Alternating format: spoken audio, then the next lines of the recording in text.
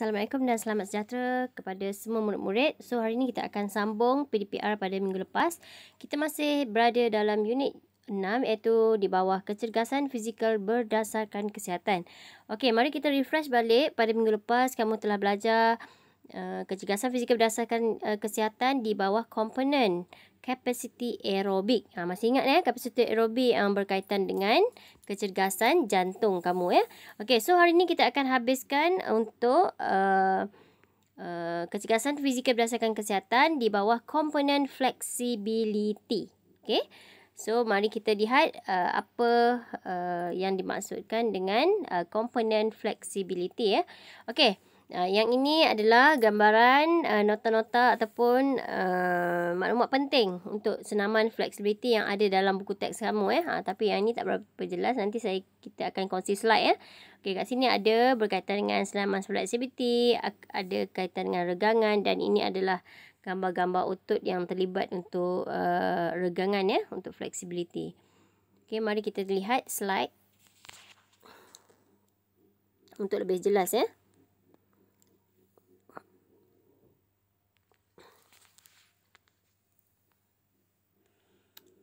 Okey, baiklah.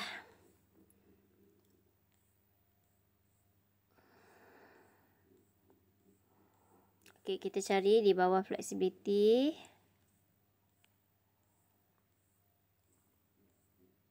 Okey, yang ini Okey, yang pertama, apa yang dimaksudkan dengan senaman flexibility? Okey, flexible Flexibility ni adalah dari perkataan flexible.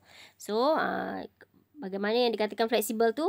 Kalau misalan contohlah, saya kata pembaris fleksibel. Maksudnya pembaris tu boleh lentur, boleh digerakkan, boleh bengkokkan dan sebagainya. Sama juga dengan badan kita ya. Okay, so flexibility bermaksud keupayaan otot, sendi, tendon dan ligamen membenarkan anggota badan bergerak pada julat pergerakan yang maksimum. Contohnya, cuba tengok gambar. Gambar sebelah ni kan. Dia bukakan kaki macam tu. So siapa yang tak fleksibel, dia tak mampu nak merendahkan kaki dia macam tu. Tak mampu nak bukakan dia punya sendi tu seluas itu. Mungkin dapat sikit saja. Okay. Contoh buat flip. Orang buat flip kan. Orang buat flip kaki tu. Siapa yang ada kelenturan bahagian kaki, bahagian sendi pinggul tu, dia mampu flip lurus lah sampai ke lantai. Kalau kita tak fleksibel, kita tak mampulah. Mungkin boleh buka sikit saja, kita boleh kangkang sikit saja kan. Okey. Sendi, tahu kan sendi, tendon dan ligamen tu. Okey. Seterusnya, selalunya individu yang aktif melakukan aktiviti fizikal mempunyai fleksibiliti yang lebih baik berbanding mereka yang pasif. Ya, kerana selalu buka. Kita selalu melakukan latihan terhadap bahagian tersebut, terhadap sendi tersebut, terhadap otot tersebut. So, dia dah adapt dengan keadaan tu ya. Biasanya kita nak lakukan senaman dan sebagainya, bersukan, kita selalu buat regangan kan. So, senaman regangan tu sendiri yang akan meningkatkan fleksibiliti. Oleh itu, individu perlu melatih tahap fleksibiliti bagi mencapai nilai kesihatan fizikal yang lebih baik. Kita kena latih fleksibiliti kita kerana kelenturan sama, fleksibiliti dengan kelenturan sama. Flexibility itu perkataan terms dalam sains sukan. Kalau dalam bahasa Melayunya kelenturan So kita kena latih kelenturan kita disebabkan kelenturan ni amat penting untuk mengelakkan kecederaan yang berlaku Siapa yang mempunyai kelenturan yang baik, dia mengurangkan risiko kecederaan. Contohnya kita jatuh kan. Kita jatuh, kalau kita fleksibel, kita mampu lagi untuk mengurangkan risiko kecederaan tu. Kita mampu tahan kan. Cepat-cepat tahan. Kemudian kita tak dapatlah kecederaan. Kalau kita tak ada kelenturan, jatuh macam nangka busuk jatuh-jatuh perak, mungkin patah, mungkin retak dan sebagainya. Okey. Seterusnya, senaman fleksibiliti. Fleksibiliti boleh dilatih untuk mencapai tahap maksimum. Kalau tak latih, dia keras macam itulah. Sendi ni akan keras, otot awak keras, sendi keras kan, tak boleh nak buka, tak boleh nak buka luas lah. Kalau buat exercise, buat regangan tu, dia akan buka perlahan-lahan. Tapi tak boleh drastik, dia kena slowly. Okey, semakin meningkat lah. Senaman regangan ialah cara terbaik bagi meningkatkan fleksibiliti. Macam mana dikatakan senaman regangan? Sekejap lagi saya akan tunjukkan video. Kamu boleh ikuti. Sebab apa?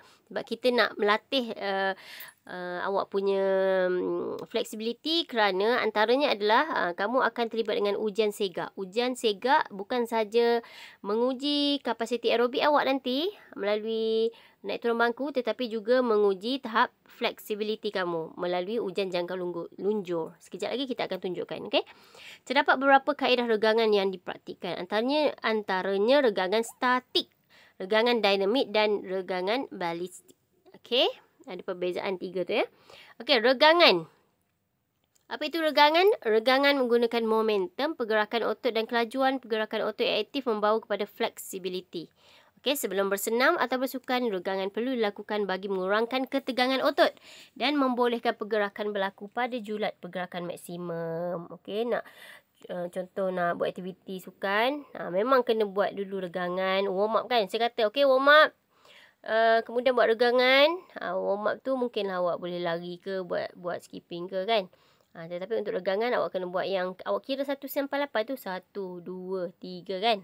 Sampai 8 tu daripada kepala sampailah ke kaki supaya mengurangkan ketegangan otot tak terkejut.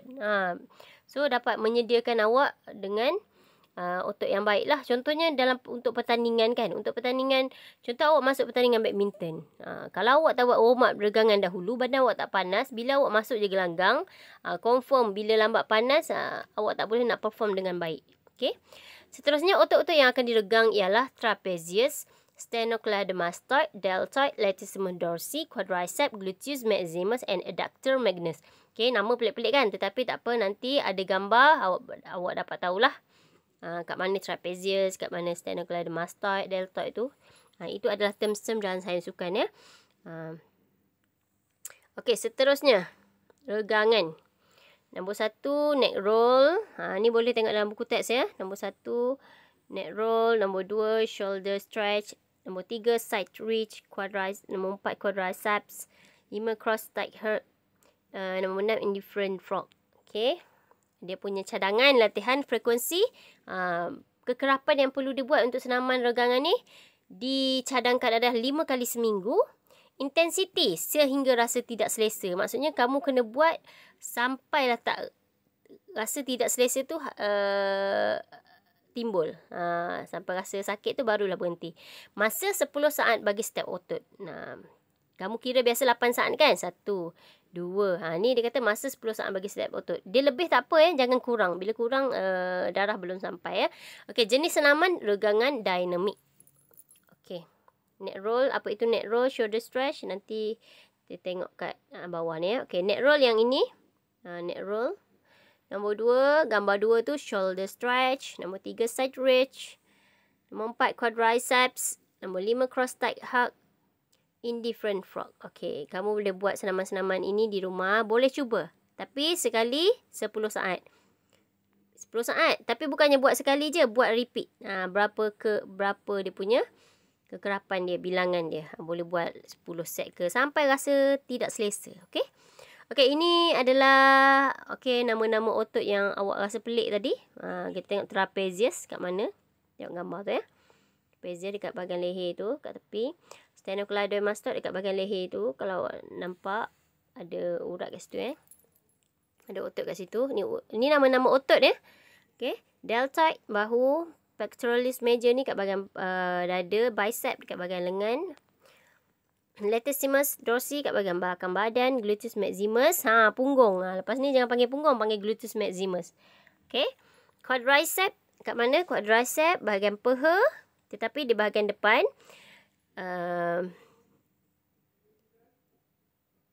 Adductor magnus bahagian belakang peha.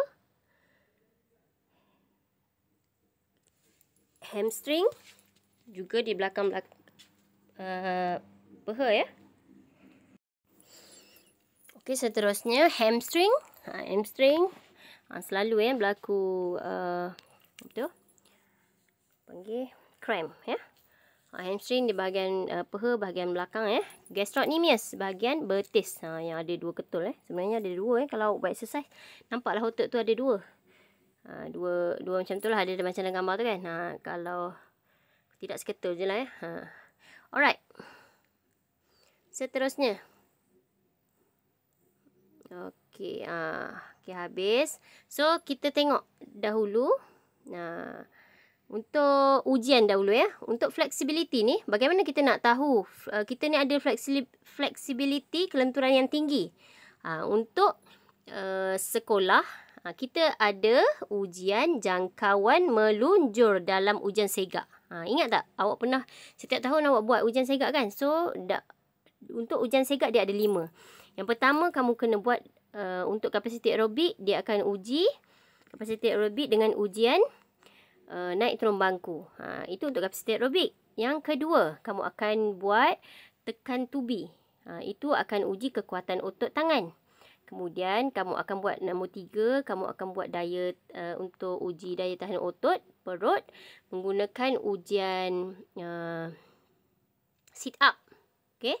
Ringkuk tubi separa. Kemudian seterusnya last sekali kamu akan buat ujian jangkauan melunjur untuk menguji flexibility. Ujian pertama tadi sebelum kapasiti aerobik tu adalah BMI ya. Saya BMI yang pertama, yang kedua naik turun bangku, yang ketiga tekan tubi, ringkuk tubi separa, dan last sekali yang kelima adalah yang inilah jangkauan melunjur. Bagaimana jangkauan melunjur dilakukan? Okey, mari kita lihat video.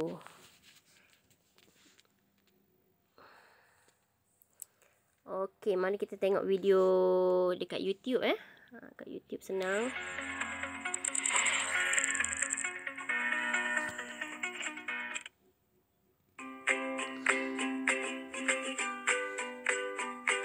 Okey. Ini sedia, jangkau dan rehat. Kaki diluruskan dan telapak kaki menyentuh papan. Tapak tangan dan jari bertindihan. Okey, yang ni semua awak dah buat ya? Tolak badan serta tangan ke hadapan sejauh yang boleh. Tarik nafas dan lakukan percubaan kedua. Okey, kenapa buat 2 kali? Mungkin akan dapat data yang lebih tinggi ya. Setiap murid akan melakukan sebanyak 3 kali percubaan. Kaki sebenarnya rapat ke papan dia. Yang tu tak berapa rapat Percubaan kaki pertama. Model ni. Tapi sebenarnya kena rapat ya.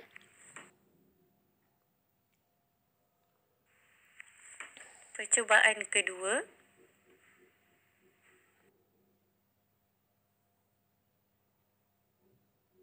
Dan percubaan ketiga.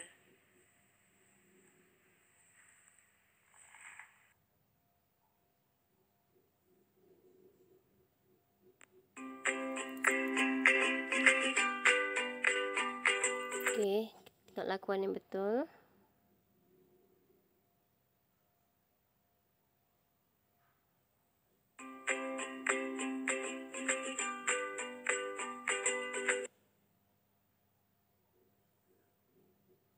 Yang ini salah kerana dia tidak smooth.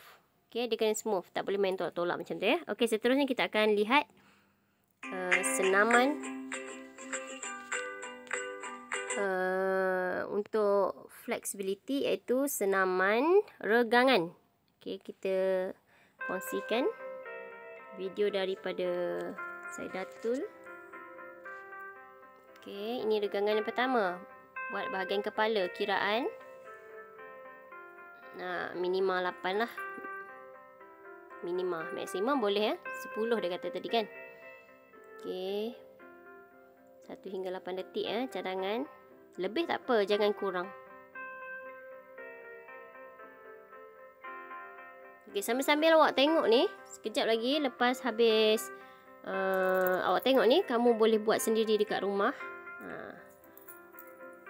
At least nanti naik sekolah, bila dah habis puasa kita pergi dekat Padang, kita akan minta lah sesiapa saja tolong.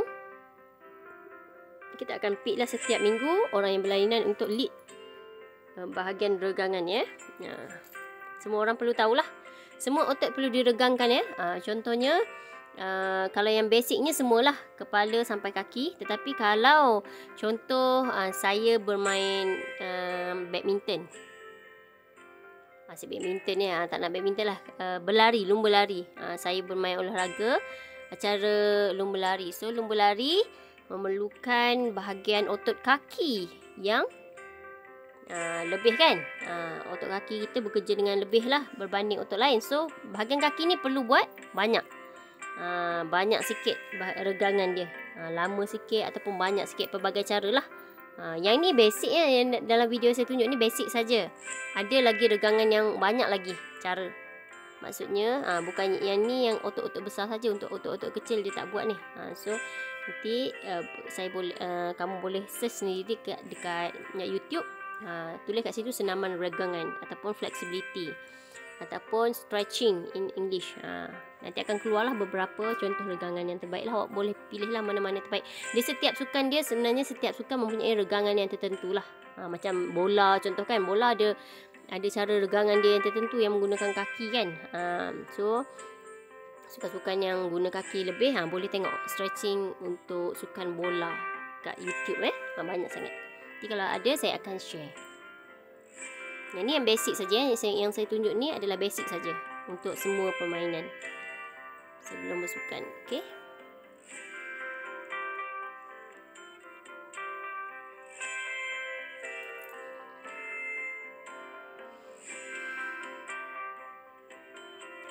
Okay, so saya harap semua faham untuk hari ini, iaitu kita belajar tentang kecergasan fizikal berdasarkan kesihatan di bawah komponen flexibility, iaitu kelenturan badan, kemampuan untuk kamu membuka, kemampuan otot, sendi, ligamen dan sebagainya untuk julat maksimum untuk buka sehingga julat maksimum. Okey. Itu sahaja untuk hari ini. Assalamualaikum warahmatullahi wabarakatuh. Lepas ni saya akan bagi